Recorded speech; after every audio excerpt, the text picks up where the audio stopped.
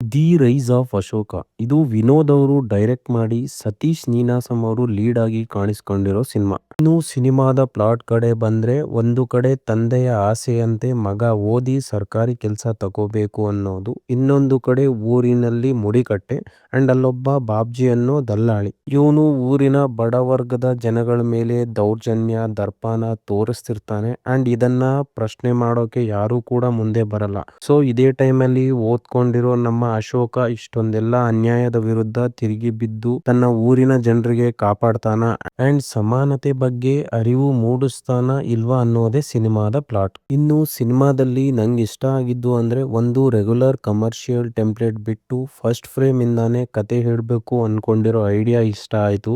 ಜಾತಿ ಅಸಮಾನತೆ ಮೇಲು ಕೀಳು ಅಂತ ಇದೆಲ್ಲರ ಸುತ್ತ ಇರೋ ಸೀನ್ಗಳು ಇಂಪ್ರೆಸಿವ್ ಆಗಿದವಂತಾನೆ ಹೇಳ್ತೀನಿ. ಊರು, ಅಲ್ಲಿನ ಜನ ಅಂಡ್ ಅವರ ಉಡುಗೆ ತೊಡುಗೆ ಎಲ್ಲ ಅಲ್ಲಿನ ಕಾಲಘಟ್ಟಕ್ಕೆ ಸೂಟ್ ಆಗಿದೆ ಅಂತಾನೆ ಹೇಳ್ಬೇಕು. ಇಂಟರ್ವಲ್ ಪಾಯಿಂಟ್ ಇಷ್ಟ ಆಯ್ತು. ಇನ್ನು ಫೈಟ್ ಸೀಕ್ವೆನ್ಸಸ್ ಗಳ ಡಿಸೈನ್ ಇಷ್ಟ ಆಯ್ತು. ಪರ್ಫಾರ್ಮೆನ್ಸಸ್ ಕಡೆ ಬಂದ್ರೆ, ಸತೀಶ್ ನೀನಾಸಂ ಅವರು ಈ ಮೊದಲೇ ಅವ್ರು ಎಂತ ಆಕ್ಟರ್ ಅಂತ ಪ್ರೂವ್ ಮಾಡಿದ್ರು ಅಂಡ್ ಈ ಸಿನಿಮಾದಲ್ಲಿ ಅದು ಕಂಟಿನ್ಯೂ ಆಗಿದೆ. ಇನ್ನು ವಿಲನ್ ಕುಟ್ಟಿ ಬಾಬ್ಜಿ ಅವರ ಆಕ್ಟಿಂಗ್ ಸಖತ್ ಇಂಪ್ರೆಸ್ ಮಾಡುತ್ತೆ. ಅಷ್ಟೊಂದು ನೀಟಾಗಿ ಕಾಣಿಸ್ಕೊಂಡಿದ್ದಾರೆ ಅಂಡ್ ಸಪ್ತಮಿ ಗೌಡ ಅವರ ಪಾತ್ರ ಡೀಸೆಂಟ್ ಆಗಿತ್ತು. ಇನ್ನು BGM ಸಿನಿಮಾಗೆ ಓವರ್ ಪವರ್ ಇಂದ ಒಂದೊಳ್ಳೆ ಪುಷ್ ಕೊಟ್ಟಿದೆ. ಎಸ್ಪೆಷಲಿ ಥೀಮ್ ಮ್ಯೂಸಿಕ್ ಇಷ್ಟ ಆಗುತ್ತೆ.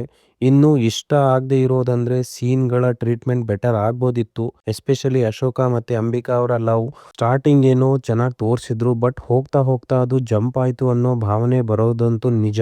ರೈಟಿಂಗ್ ಇನ್ನೂ ಸ್ಟ್ರಾಂಗ್ ಆಗ್ಬೇಕಿತ್ತು. ಅದರಲ್ಲೂ ಎಲ್ಲಾ ಫೈಟ್ ಇಂದಾನೇ ಕ್ಲಿಯರ್ ಆಗುತ್ತೆ ಅನ್ನೋದು ಓವರ್ ಅನ್ಸ್ತು. ಹೀರೋಗೆ ಚಾಲೆಂಜಸ್ ಅನ್ನೋದು ಜಾಸ್ತಿ ಇರಬೇಕು ಅಂಡ್ ಮೈಂಡ್ ಗೇಮ್ ಇಂದ ಸಿನಿಮಾ ಮುಂದೆ ಸಾಗ್ತಿದ್ರೆ ಇನ್ನೂ ಇಂಟ್ರೆಸ್ಟ್ ಕ್ರಿಯೇಟ್ ಆಗಿರೋದು. ಸೊ ಓವರ್ ಆಲ್ ಆಗಿ ಇದೊಂದು ಡೀಸೆಂಟ್ ವಾಚ್ ಅಂತ ಹೇಳ್ತೀನಿ. ಒಂದು ಕಂಟೆಂಟ್ ಓರಿಯೆಂಟೆಡ್ ಸಿನಿಮಾ ಅಂತ ಹೇಳ್ತಾ, ಇನ್ನು ನೀವೇನಾದ್ರೂ ಸಿನಿಮಾ ನೋಡಿದ್ರೆ ಖಂಡಿತ ಕಮೆಂಟ್ ಅಲ್ಲಿ ತಿಳಿಸಿ ಅಂತ ಹೇಳ್ತಾ ಸಿಗುವ.